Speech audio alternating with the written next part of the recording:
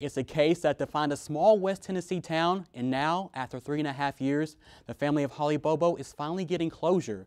Late last night, the Tennessee Bureau of Investigation announced that the skull found over the weekend has been identified as missing nursing student Holly Bobo. Today, the family released a statement through their family attorney saying, "On behalf of Holly, we'd like to thank everyone for their thoughts and prayers. We will never understand the actions or the motives of those who took Holly from us. Those responsible will be afforded a trial. An innocent victim, Holly had no such right." Steve Farisi went on to ask on behalf for the privacy as they grieve the loss of their daughter.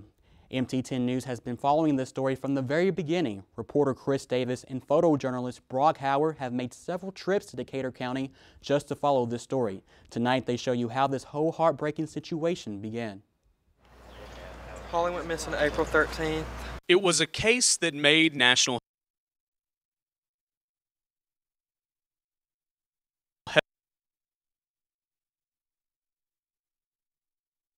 headlines. Police in Tennessee say they are expanding their search for missing nursing student Holly Bobo. TBI continues to investigate areas in Decatur County. Holly Bobo was last spotted Wednesday morning. Holly's face displayed across the country as people watched to hear the story of a young nursing student taken from her own backyard. I was out there shortly, within 2 hours of everything, because we were in class when we learned. We weren't but about 10 minutes into class when we were getting the notice that EMS had been notified. The last person to see her, her own brother, as she walked into the woods with a man he thought to be her boyfriend. If he thought his sister was in danger, I'm pretty sure he would have done everything he could have. You know, he thought it was the boyfriend, you know, and a lot of people have criticized him over that. Police started their investigation with few leads. When she was first abducted, you know, there were thousands of people showing up to search, and everybody pulled together and kind of worked as one, you know, with a common goal. And 1 year passed, and then 2, still with no answers. The case might have gone cold, but the community didn't. Well, it doesn't let a case fall by the wayside, I guess. It keeps it active, keeps it on people's minds. You know, we don't want the justice system to lose sight. Whether they knew Holly. Holly was one of my best friends in high school and college. Or not. As far as I actually know, the Bobos don't, but they need the help, they need the support, so that's what we do. We all pull together, we support. We're all close-knit, we all have a heart. They all joined together for one common goal. We're still praying that they'll find her and bring her back home if she is still out there. Everyone doing their part to find Holly. Searching, trying to get information. Karen's been out with multiple friends and family trying to get flyers put out to try and bring Holly home. I've been searching for Holly for 3 years. There's always been pink boats here because we all had that hope for Holly to come home. Good afternoon. And then finally, 3 years later, the day they all prayed for. Decatur County Grand Jury handed down indictment of especially aggravated kidnapping and first-degree felony murder on Zachary Rye Adams. But weren't ready to hear. Right now, it's just heartbreak.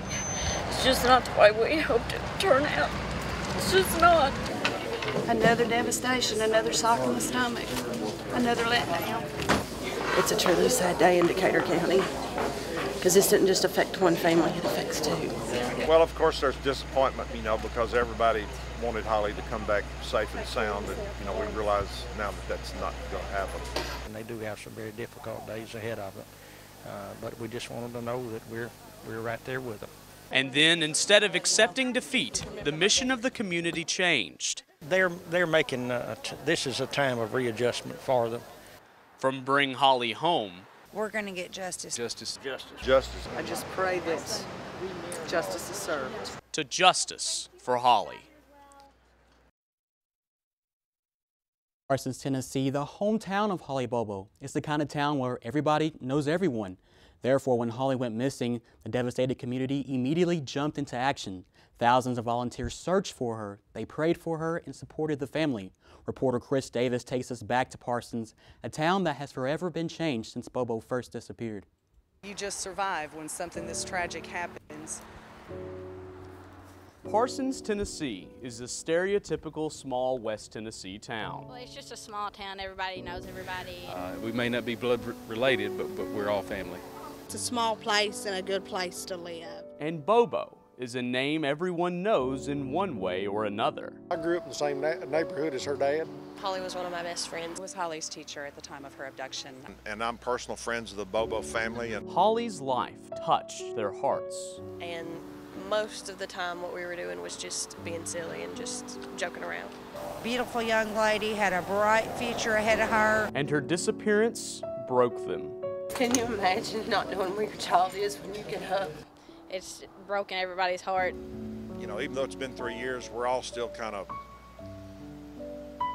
floored by what we've learned and, you know, what we've found out. You know, it's tough, and we'll never completely get over it, no. When Holly Bobo first disappeared, the message of the community was help us bring Holly home. Now that murder charges have been filed in this case, the new message is justice for Holly. With local resident Zach Adams charged and the searches called off, instead of quitting, the community is fighting harder than ever.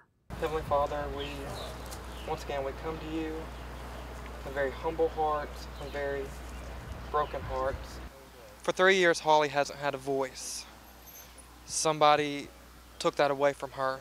It's up to each and every one of us to be Holly's voice. They don't want her to be a story. They want her to be remembered as who she was. Since the indictments were announced in March, multiple Justice for Holly rallies have been held. Well, this one is more in support of the family, to encourage them, to let them know that their friends have not forgotten them and that we're going to be with them and beside them in the days ahead. They have people here for them. If they have, you know, they want to cry, there's a shoulder to lean on. They need somebody to pray. There's people to pray for them. And I think this helps keep everyone involved reminded of how important it is to. After a prayer service at Holly's home church, a procession of motorcycles and cars traveled across Decatur County, each adorned with pink and green bows to show that though the searches have ceased, the community is backing the Bobos 100%. We can come together for a cause, and we've shown that with this case. Their support, people showing up and offering their support and presence, never wavered. We're here to support her. If it takes now, from 20 years from now, we're going to get justice for Holly. But there are some in the community that also remember Zach. Everybody knew the Adams family. Everybody knows the Bobo family. You know, just, it's a bad deal. And are fighting to defend him. What'd they find this time? Come on, folks. Get real. They trying to blame Zach because he's an outlaw. Kid's an old country boy, and he been in dope so long that now, by God, they trying to hang him. There's also those that think their legal system failed them. If the justice system would have put him in penitentiary for his drug charges, maybe Holly would be alive today. I don't even understand how he could be out of the system to have this happen. On April 9th, the murder case was scheduled to begin, but a variety of issues stalled it. The wheels of justice move slowly. Decatur County Circuit Court Judge Creed McGinley allowed Adams to waive his right to appear in court. If I were to draw one word for today's status conference, it would be uncertain. And due to the fact he had not retained an attorney, his status hearing could not take place. We really cannot go forward without him being afforded his constitutional right to counsel. You know, it seems like that everybody was unprepared, and you know, he hasn't retained an attorney, and you know, it was kind of a letdown, really. Of course, the family's somewhat disappointed. They wanted everything to proceed.